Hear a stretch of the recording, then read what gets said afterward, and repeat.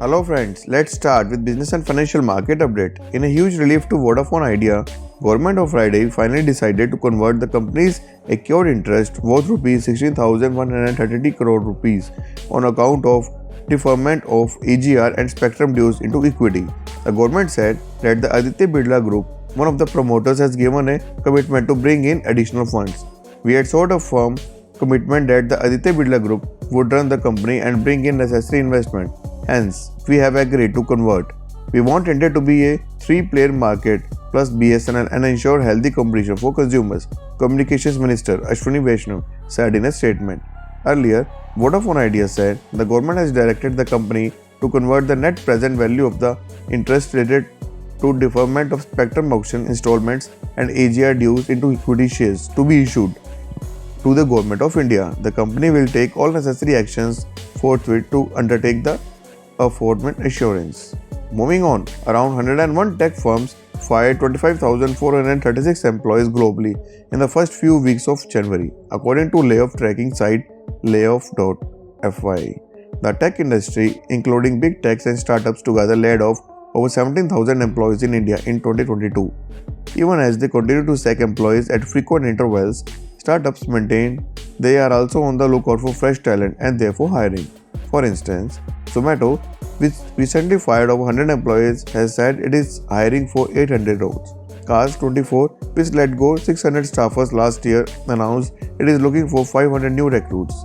In December 2022, Upgrade sacked 70 people but plans to increase its total headcount to 1400 to 9100 by March.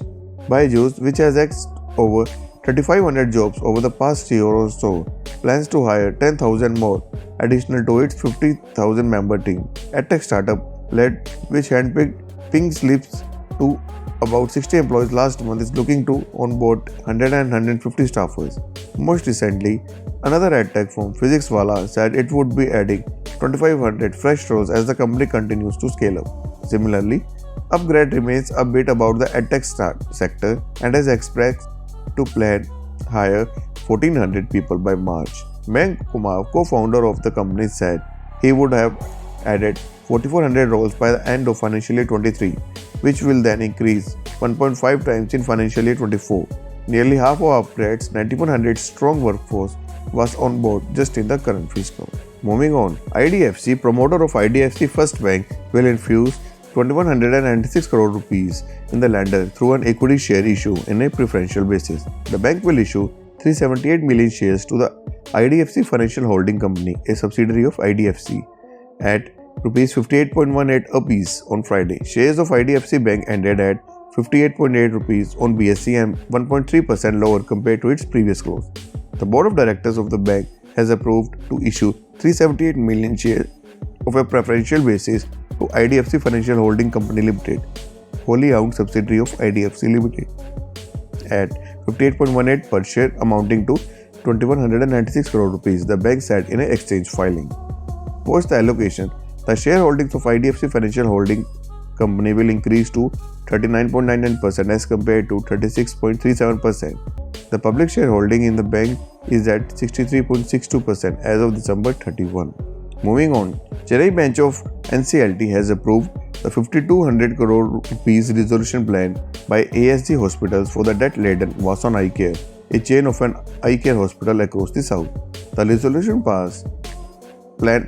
plan for Jodhpur-based ASG Hospital was approved by the Committee of Creditors (COC) with a 97.7% voting share in February 2022 and had been waiting for NCLT approval. Vasan Eye Care had over 2,000 crore rupees of outstanding to a slew of creditors and had defaulted on payments, triggering slapping of Corporate Insolvency Resolution Process (CIRP) against the company by the NCLT in 2017.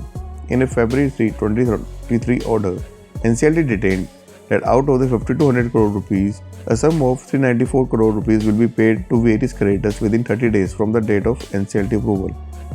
An amount of 126 crore will be infused towards capex and working capital requirement in 1 year. For the purpose of payments, a special purpose vehicle (SPV) will be formed and the sum of 385 crore rupees is to be infused in it. Moving on, Finance Minister Nirmala Sitharaman in an interview with Times Now said the regulators like SBI and RBI should always be on their toes to keep equity markets stable. She indicated that the Adani stock rout following a Hindenburg report was a company-specific issue. She also said banks and insurance companies are not overexposed to any one of the company. Moving on, the Securities and Exchange Board, that is SEBI, on Saturday said that the Indian financial markets remain stable and continue to function in a transparent and efficient manner. During the past week, unusual price movement in the stocks of a business conglomerate has been observed, SEBI said. It added that mechanisms are in place to address excessive volatility in specific stocks. Moving on, Kotak Mahindra Bank CEO Uday Kotak tweeted, "I don't see systematic risks to the Indian financial system from recent events." He added, however, large Indian corporates rely more on global sources for debt and equity finance. This creates challenges and vulnerability. Time to further strengthen Indian underwriting and capacity building. His remarks come after Adani Group company stocks crashed. Moving on, Tata Power's 4 GW solar cell and 4 GW solar module facility in Tamil Nadu is likely to be operational by December end, CEO and MD Praveer Sinha said. He added that the equipment to set up unit was already ordered in July 2022. Tata Power and Tamil Nadu governments signed MOU to invest 3,000 crore rupees to establish the facility. Thanks for watching this video. Stay tuned with Financial Pulse for business and financial market updates.